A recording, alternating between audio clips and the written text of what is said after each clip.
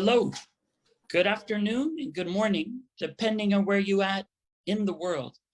Today, it's an honor to participate in the Asia Pacific Forum of the World Social Forum. Today is a very important day as we're looking at the important issue of democracy in the Asia Pacific. Today, I'm joined by human rights defenders and those demanding democracy for all in the region. And it's an honor to welcome and begin with the President of Alliance for Democracy in Laos, Bounthone Chanthalavong Wiese. Bounthone, please take the floor. Thank you, Joshua. Ladies and gentlemen, my name is Dr. Bounthone Chanthalavong Wiese. I am the President of the Alliance for Democracy in Laos, ADL, the worldwide network of human rights and democracy activists for Laos with headquarters in Germany. I would like to show you my presentation.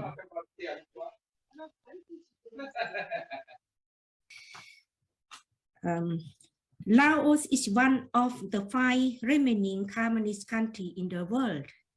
In 1975, Laos Communist Party, in violation of the ceasefire agreement under the Manichanh Peace Treaty of 1973, took over power and control of the country and replaced the existing legitimate constitutional monarchy with a single-party communist regime under the name of Lao People's Democratic Republic, Lao PDR.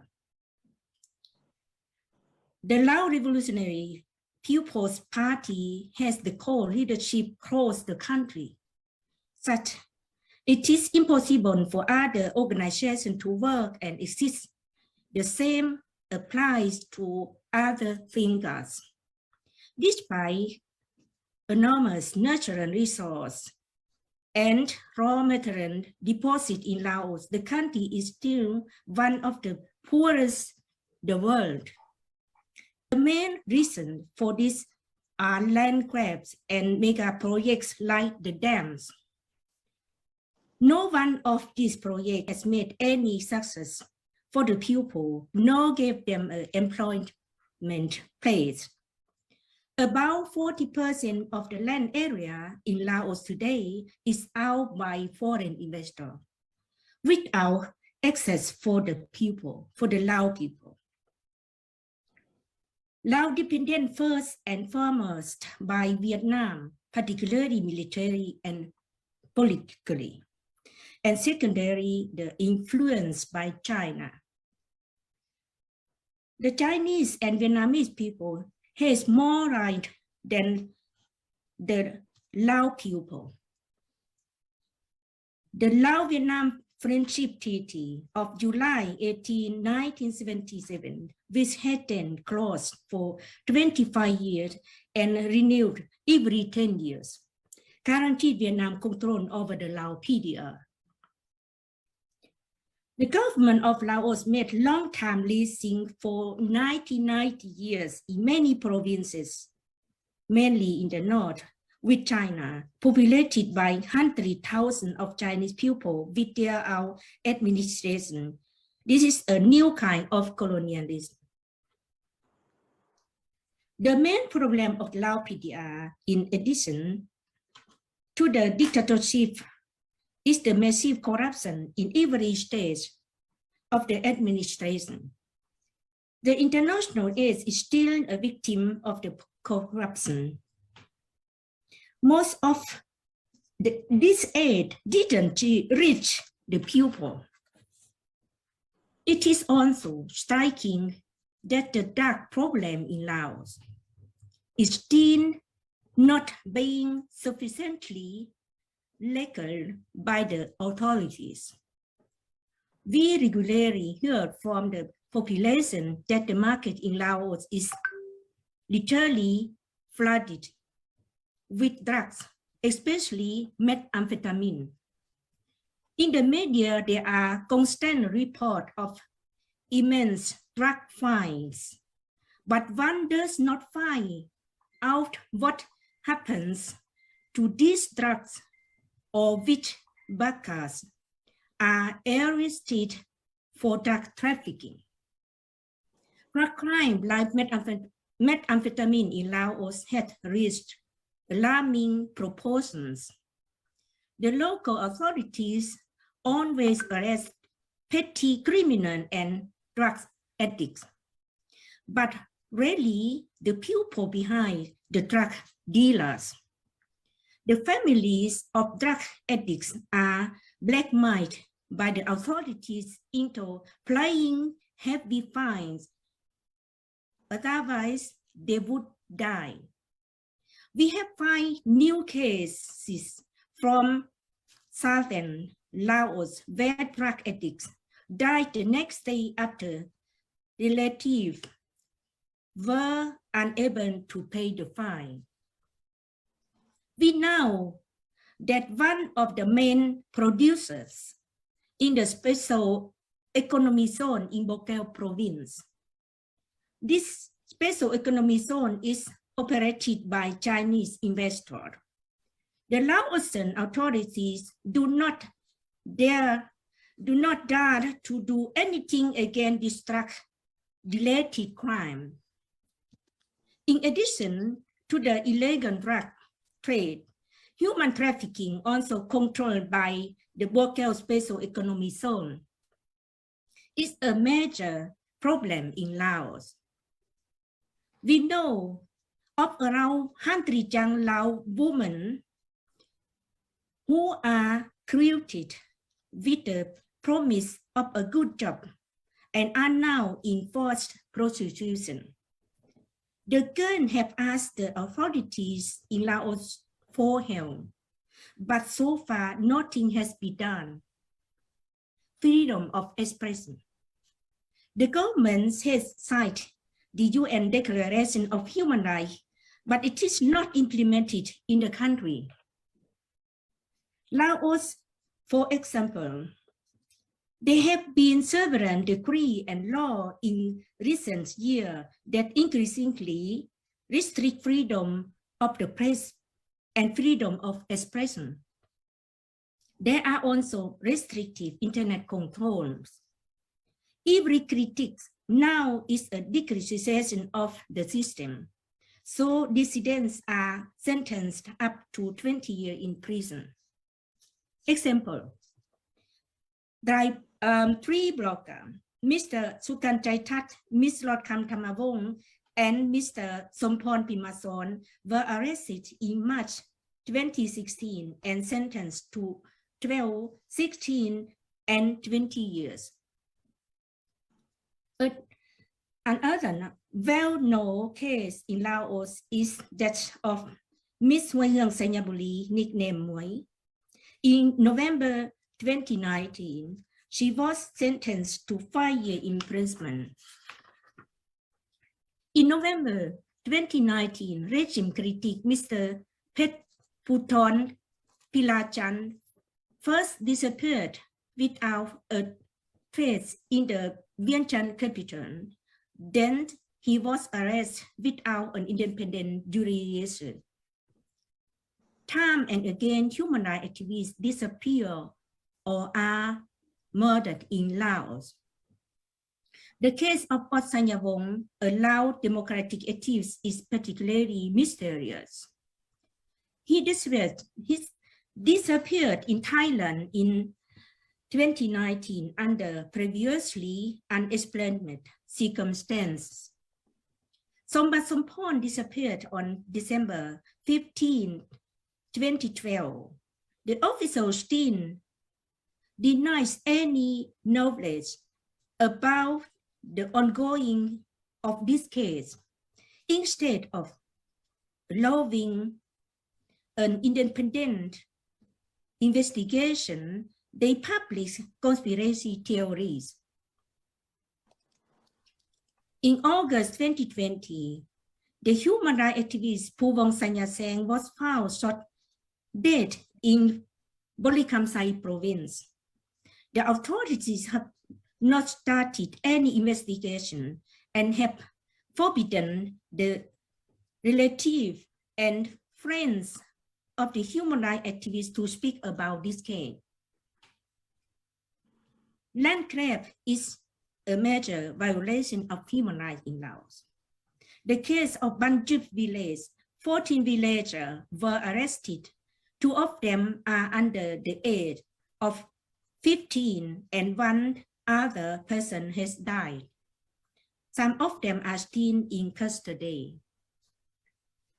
Independent non-governmental organizations that advocate human rights or environmental protection are prohibited by Decree 238.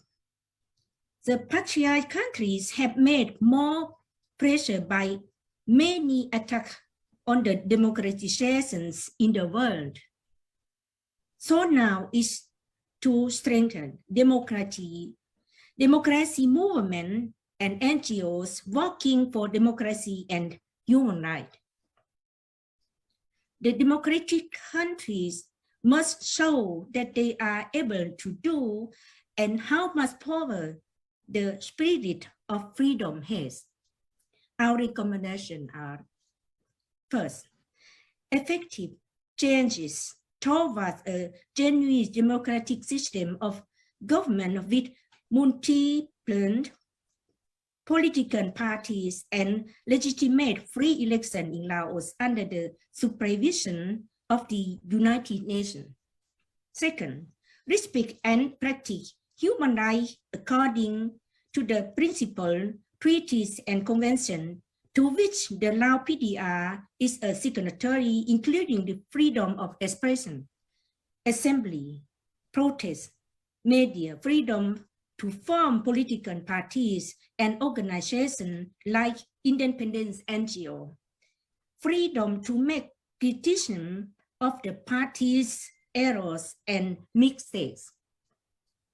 First, we demand the immediately and unconditionally release all political prisoners in Laos, including Ms. Huay Hương Sanyabuli and 3 Lao bloggers, Mr. Sukan Chaitat, Ms. Lord Chanthalavong, and Mr. Sompon Pimason, as well Mr. Pet Puton Pilachan, and the village from Banjup.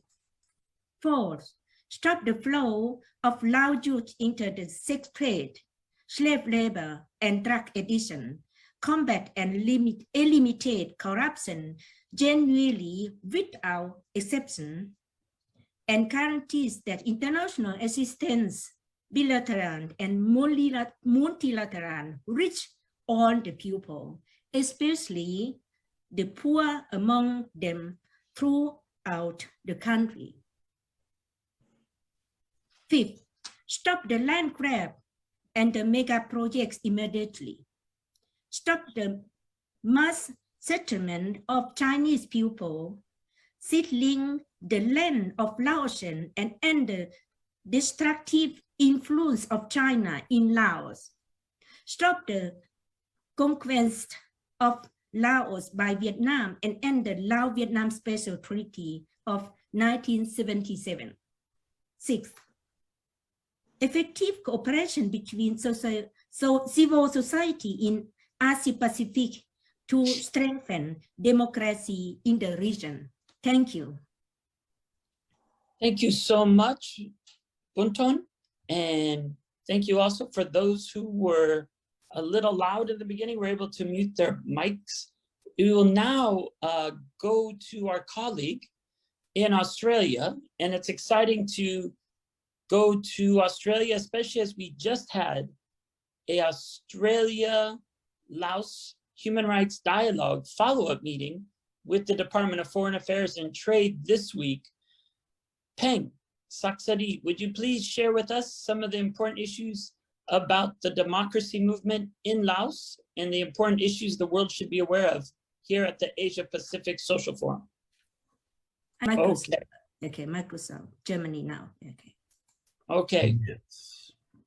Hello, ladies and gentlemen. I'm here at Markus Wiese. I'm the office manager for Alliance for Democracy in Laos, headquartered in Germany, unfortunately in Germany.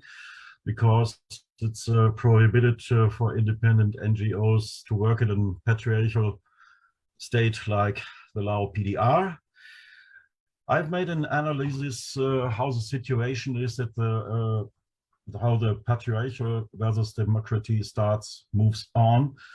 And I've prepared some pictures for you. I will share my TV screen.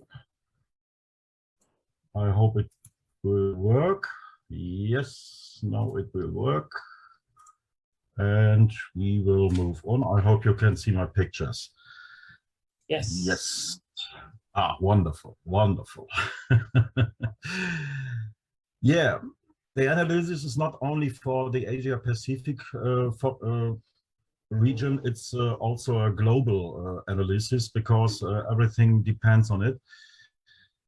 We know that the patriarchal states in the world, all above Russia and China, have increasingly attacked and threatened Western democracies in recent years. In their own countries, they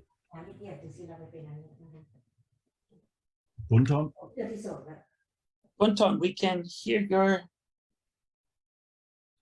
Yes, in their own countries too, aspirations for freedom and democracy are fought with all available means. While the Russian president still had democratic aspirations in the first years of his government, he increasingly restricted these over the years after realizing that a democracy cannot be ruled by a single person. First, critics of the regime were arrested and sentenced to terms under the pretext of corruption or foreign espionage. Then political parties were restricted in the world, and after that, undesirable NGOs were banned of the work, severely restricted. Next comes the massive restriction of the freedom of press. But that's not all. In recent years, Russia had also been attacking democracies in other countries. This includes cyber attacks on government websites and on various servers of security relevant institutions and companies. Military too. Russia is building up more and more pressure, not least against Ukraine. But why is Russia putting this massive pressure on that at ever faster pace? Russia rightly sees its security interests at risk, but is it justified? In fact, the countries of the NATO, which Russia sees as its competition, has moved geostrategically closer to Russia. But at the same time, these countries show that the Russian population, that democracy and the rule of law also work in the cultural area and can therefore also work in Russia. And this is quite a threat for the patriarchal system like Russia.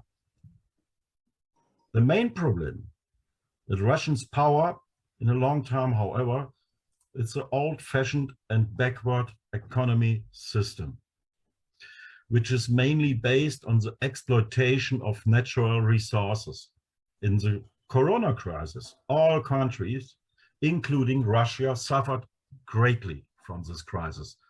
Now that the global economy is picking up steam again, and currently prices are soaring, Russia obviously sees a small window of opportunity to flex its power and found its military advantages.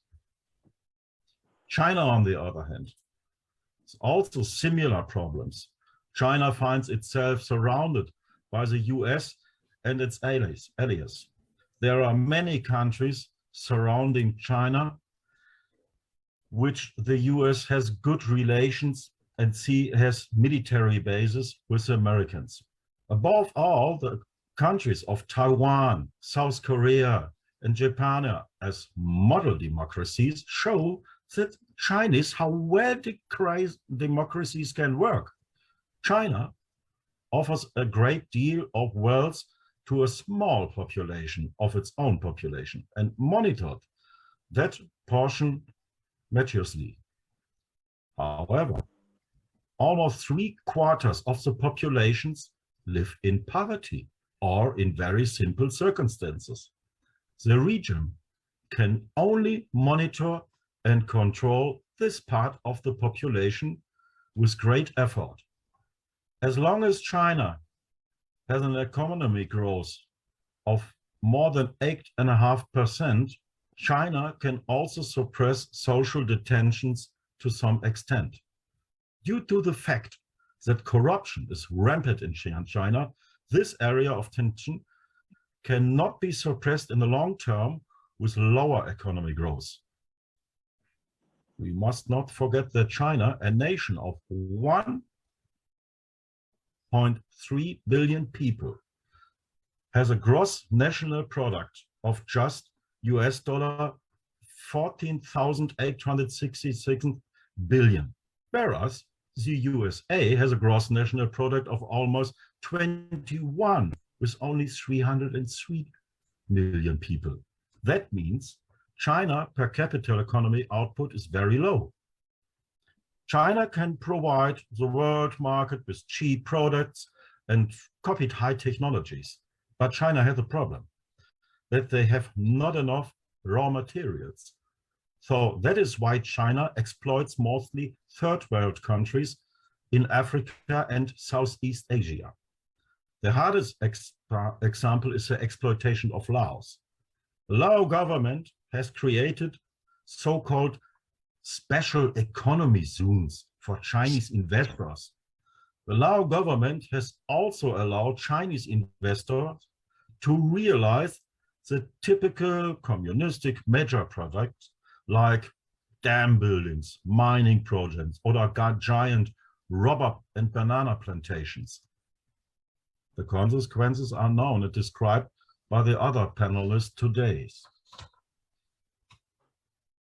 But the decades-long one-child policy also poses a major problem for China. The society will age very quickly in the next few years, and there will soon be more people of retirement age than people in work. China will not be able to master this demographic change without a far-reaching reforms. And with that, a military weakness will soon appear. Also, China currently has a large army and investing a lot of money in this rearmament. There will soon be a shortage of young people and thus also the reserves in the event of an escalation. Now that the corona crisis is coming to an end and the whole world wants to free itself from the dependence of the industries of China, China sees also, like Russia, the same time to come to demonstrate its power quickly, very quickly. And the time moves on. More and more people in Asia recognize that democracy and freedom is a better alternative than the patriarch systems. In both countries, Russia and China have reached a death end of their power games. Should Russia really be cut off from trade relations with the West? This would only lead to a greater dependence on China and thus to an event more massive loss of power by Russia. China exploitive economy policy, which has recently also extended to the countries of Africa, will in the long run only mean that China will be hated in the future, just as much as the former colonial powers that used to rule Africa. China will isolate itself in the long run and maneuver of a dependency on Russia that will sooner or later lead to a rivalry between the two powers. It can already be observed that the new Silk Road project, which also runs countries in the former Soviet Union, is not viewed with goodwill by everyone in Russia. Also, the influence on some Asian country will collide against each other in the next future. And yet, Both countries recognized without the host. Both countries underestimated the strength of the democracies in the democracy movements. Also, democracies often take longer to make decisions than dictatorships. They are capable of change. Since there are hardly any restrictions on idea of democracies, there are also much more innovative than dictatorial countries. China has China copied a lot of technical know-how from Western democracy in recent years and successfully developed it further. But there is no real innovation on new technologies.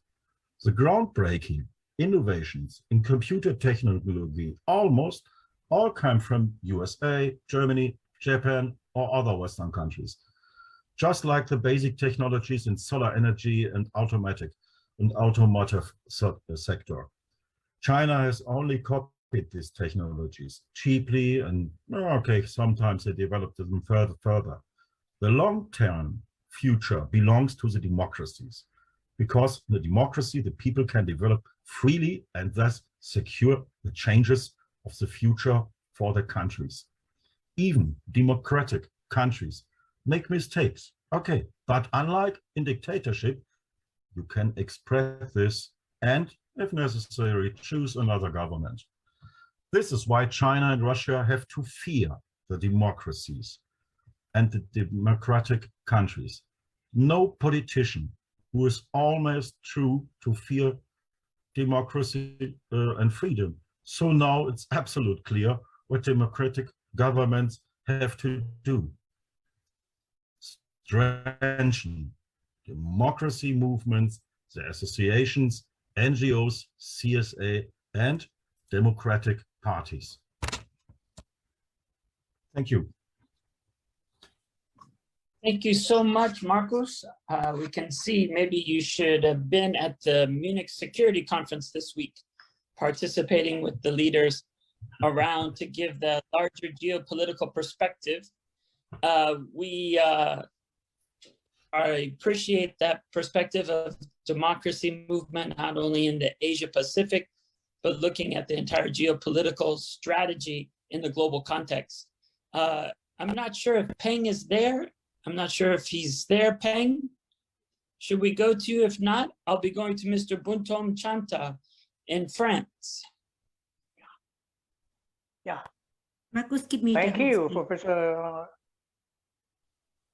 Thank you, Professor Cooper. Bonjour de Paris. I'm pleased to have you here. Here is my presentation. Justice and right must be lived. People deserve as much as any other people in the world. But today, progress through justice and right do not exist for a long time, unfortunately. There are rather backsliding because of political environment that tolerate no space for government criticism and where human rights violations are routine, and poverty unfortunately endure among already vulnerable population. 47 years have passed since the Lao Communist Party ruled the country. The Laotians have had only hazard, in their daily life. We know the causes of this situation: corruption and lack of the rule of the law, injustice due to land grabbing, and of course, all this comes from the insane mega project. The Lao people have no say in this, Now, corruption.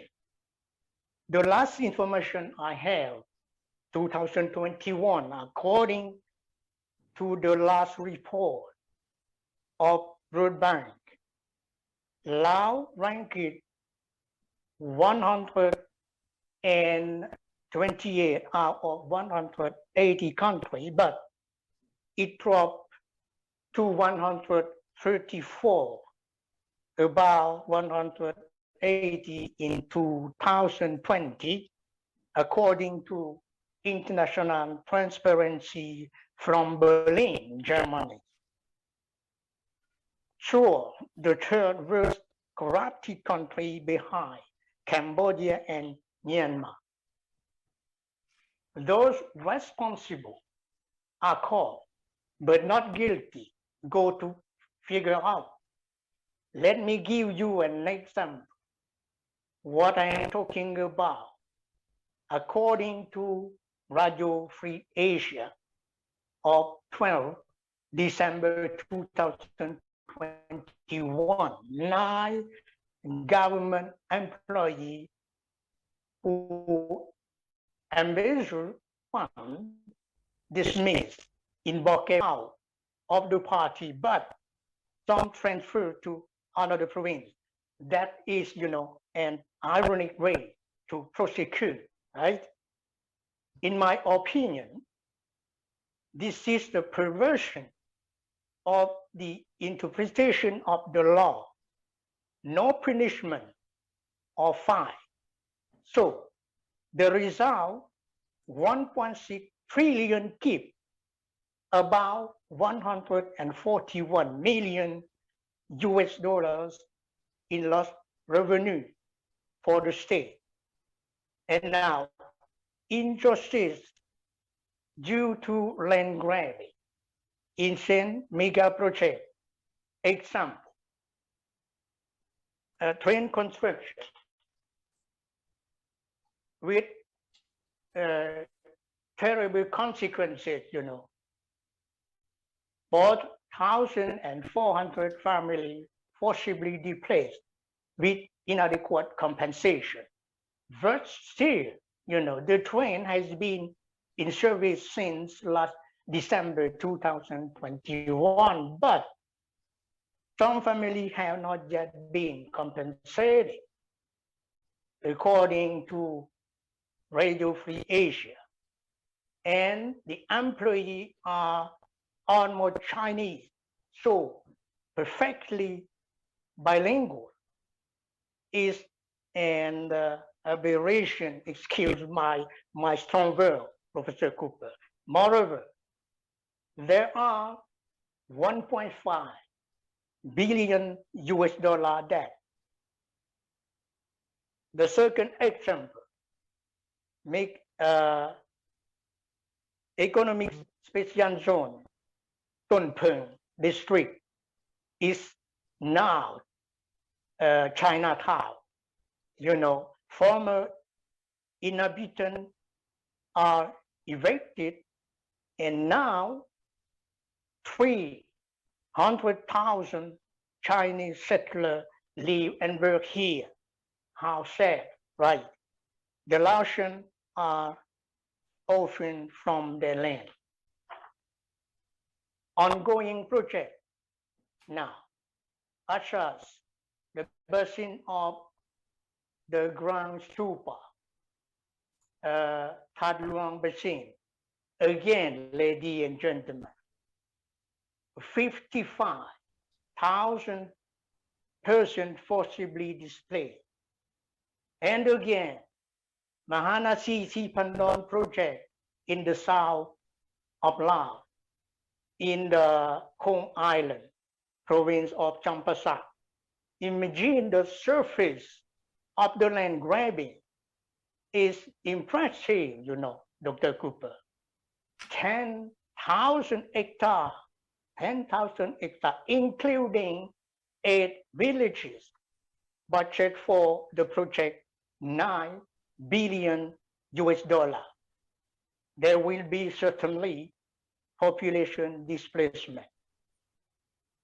The upcoming project in the capital city, Manichanh, so-called smart city, and city authority of Manichanh have prohibited the sale of land across 12 villages into districts.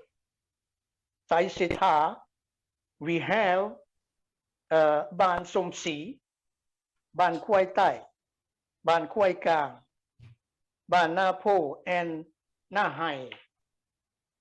Aside from district, we got Dong Phon He, Kham Jalern, Nong Peng Nua, Nong Peng Tai, Chiang Kuat, Tha Pa, and Nong Phon. Surface of the project 2,900 hectares. And again, the upcoming displacement for the population. The last event I would like to point out here in November at outside events 2021.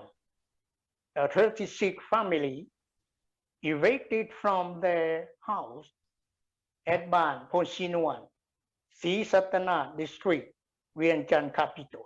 And for the first time, we saw the plaintiff protested, called for justice. They filed a complaint with the Court of Justice in vain. The case was rejected. Sure, inadequate compensation, you see. Like me, human rights in Laos PDR are always violated. An example for compensation. To finish my presentation, Professor Cooper, relocation.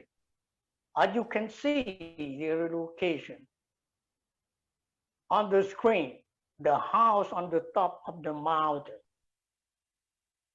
They look like rabbit cages, excuse my word. Difficulty to access to road and possible landslide during the rain season. And now my conclusion is this our call to international community. One, to apply pressure to current government of Laos PDR to respect human rights in all ways with concrete implementation on the ground by review processes and mechanisms. Two, to demand the stop right now of land grabbing and forced population displacement due to insane mega project. And three, to sanction Lao government when there is abasement of international aid. Thank you for your attention.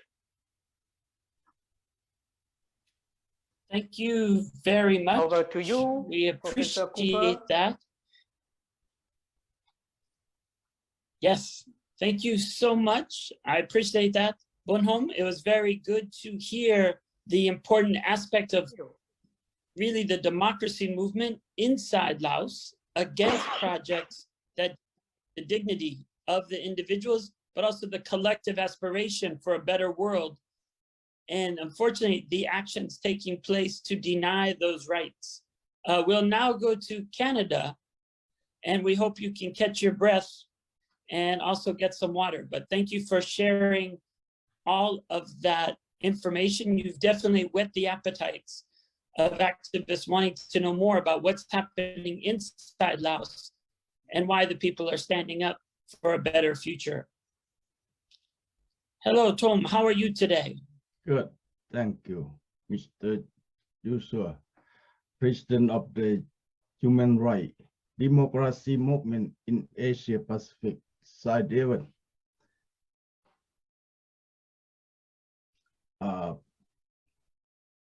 I'm Thoum Manichanh, delegation, the Alliance for Democracy in Laos, South Canada.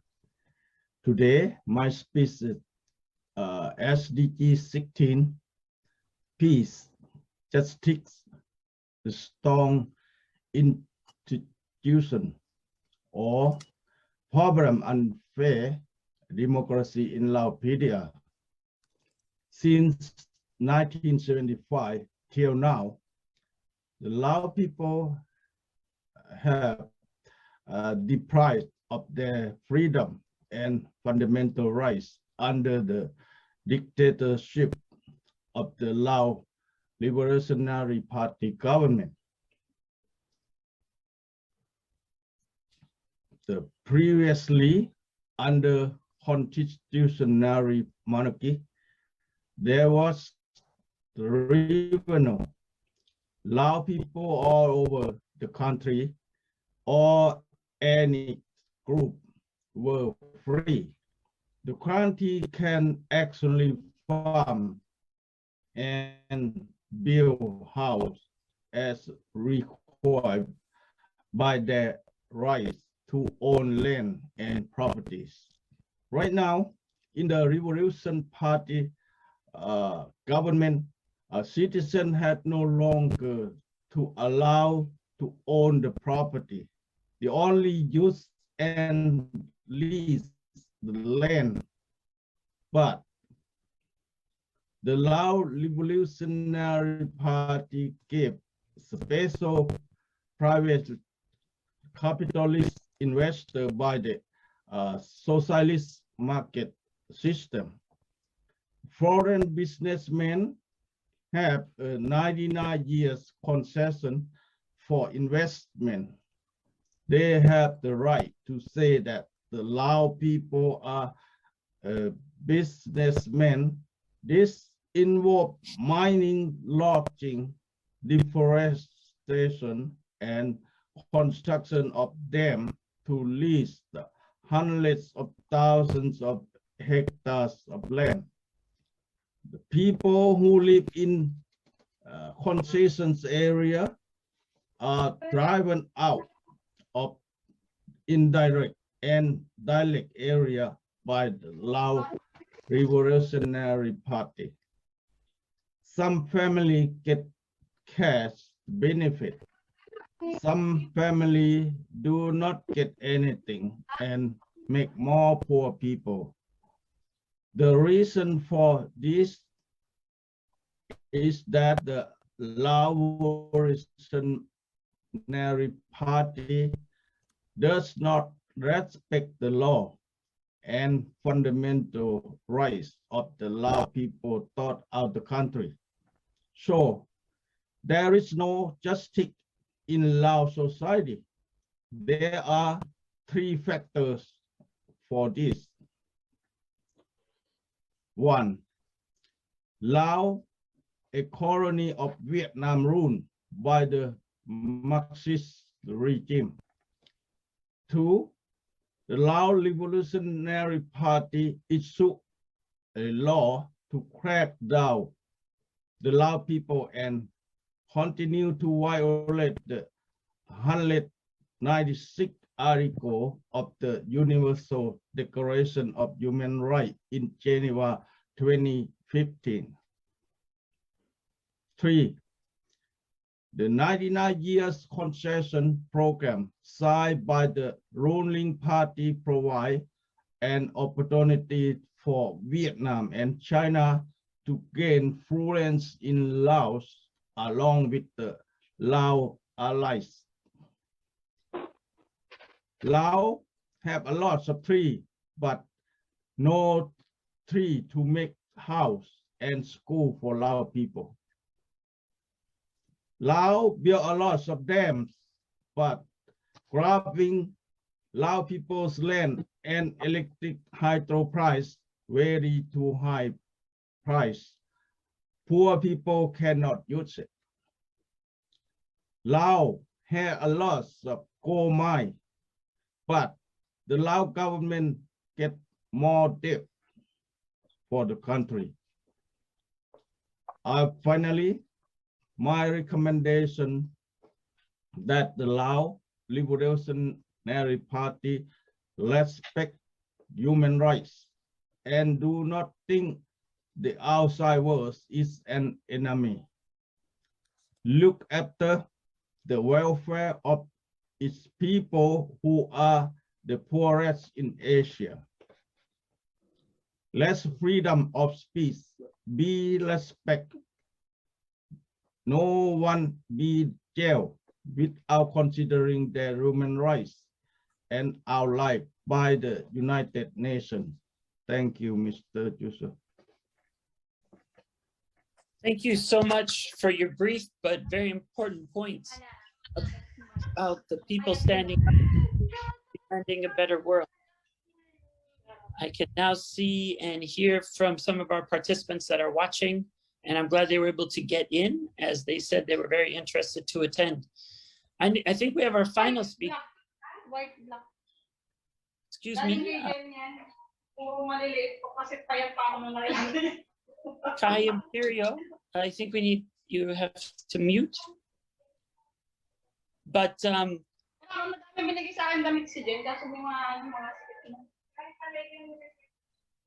Marcus, can you?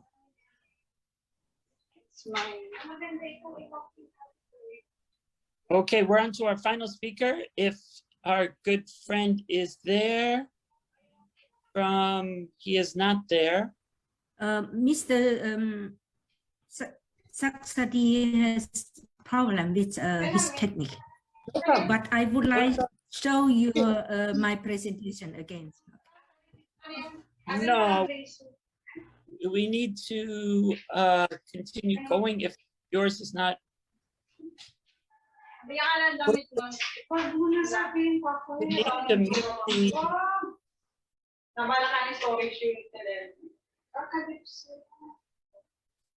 Marcus, could you please help to mute?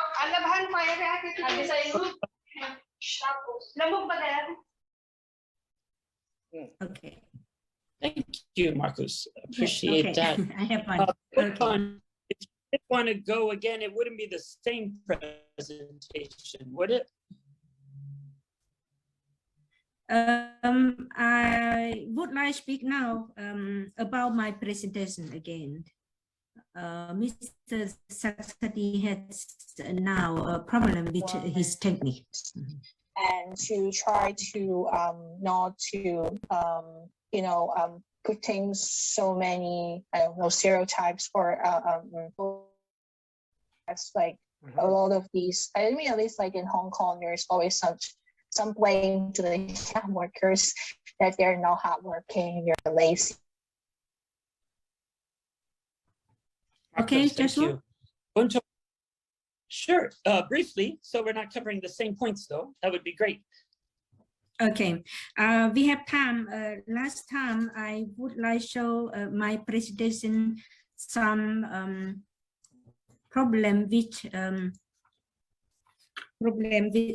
freedom of expression in Laos PDR now.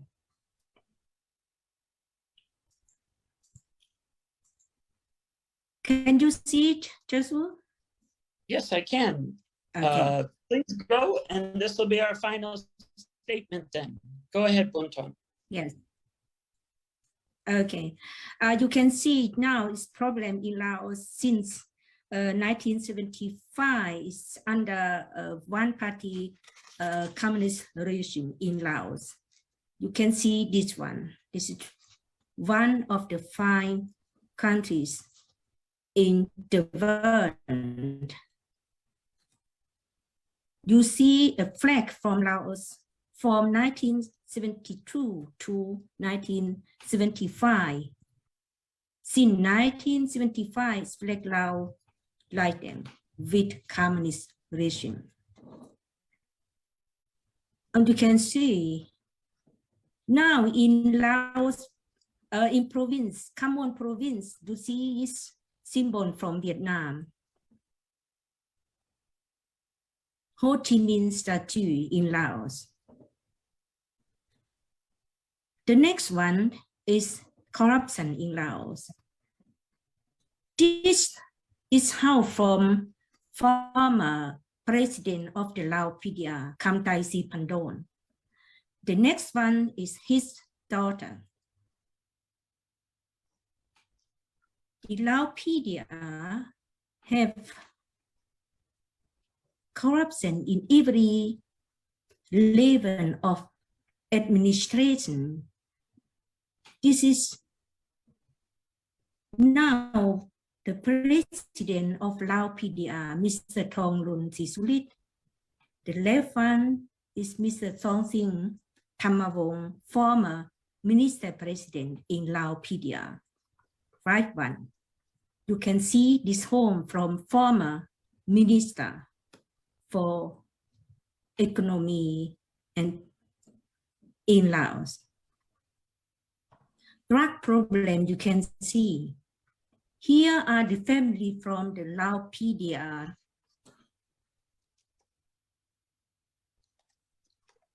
He has every power in Laos PDR now. You can see drug problem in every village now. The drug like methamphetamine, like in market in every village in Laos now. This is major problem in Laos. Human trafficking. In Bokel province, special economic zone, Golden Triangle. You can see this picture is actually the Laotian women are now in enforced prostitution. This person is Chinese investor. He worked together with the Laos PDR government.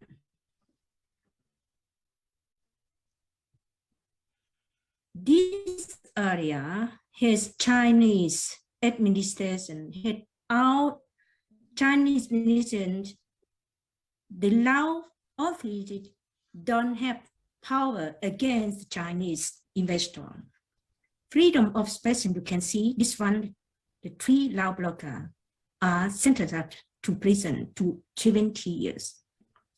And the Lao woman, Miss Huai Hương Sanyaboli, she was sentenced to in prison to 5 years.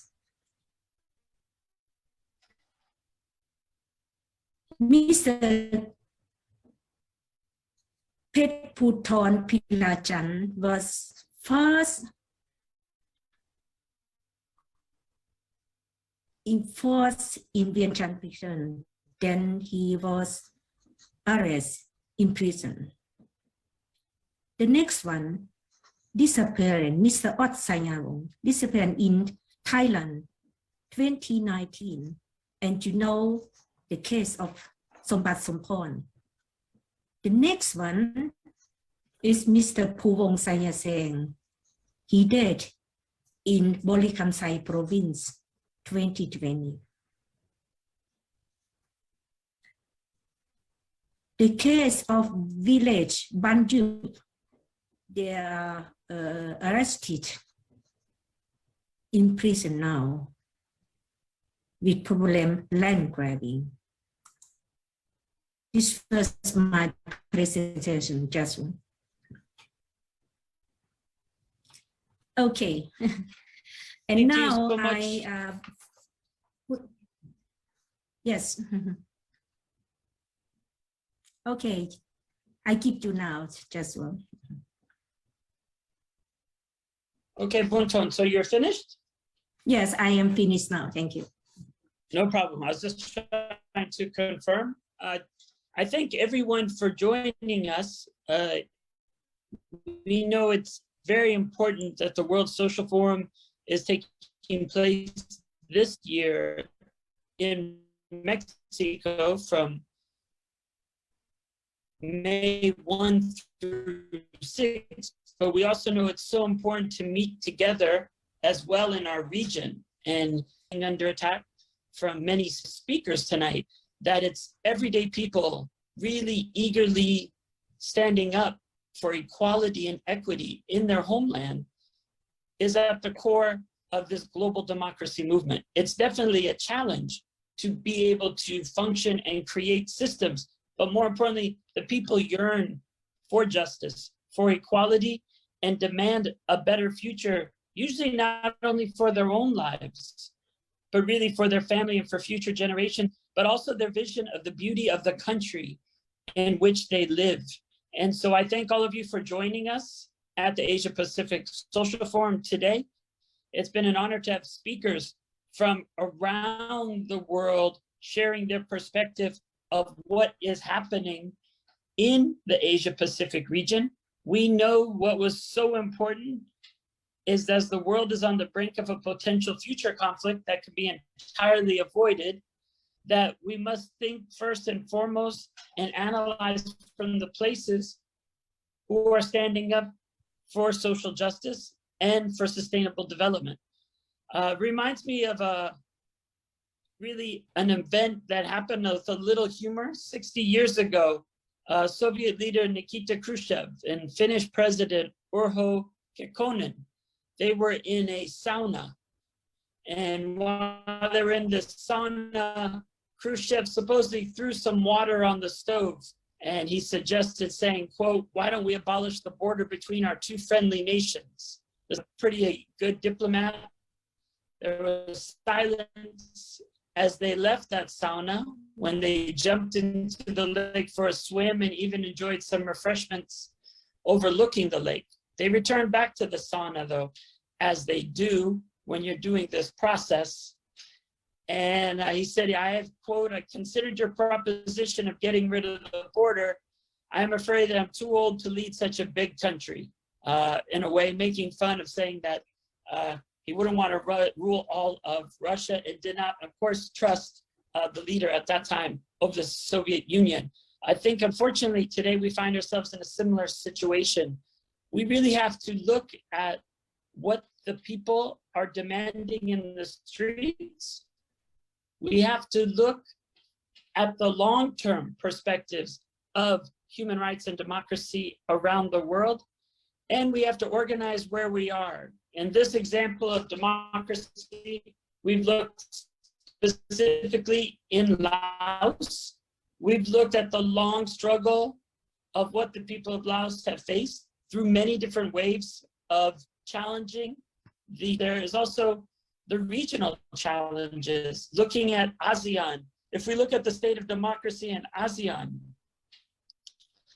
there are not enough nations that are able to ensure that they are listening to the will of their people. And we can see how Vietnam has replicated really the former colonial strategies to hold power over. And we can also see how China is not having a genuine relationship with Laos of a partnership, but one of extraction and exploitation, unfortunately. Able to shed some light on the yearning for liberty and the liberation of all human rights for the people in Laos, and then rippling throughout ASEAN, and of course throughout the world. We thank you all for joining us on this Asia Pacific Social Forum. We look forward to continuing over the weekend, attending various panels, and we hope very soon that COVID will have subsided enough and that there will be enough really global vaccinations so that we can not return to life as it was, as people calling normal, but really join together for justice for a new world going forward that is better, not bringing any of the negative aspects that existed, but nurturing a new culture of peace and human rights and democracy for all. We hope we'll be able to see many of you in Mexico in person, and we hope. Thank you for joining us. We know we have close to 1,000 viewers, and we thank everyone for coming together, and we look forward to attending your panels and presentations as well. Thank you so much. Mahalo from Hawaii. Thank you. Thank you. Thank you, Joshua. Thank you, everyone. See you later. Have a nice day. Thank you.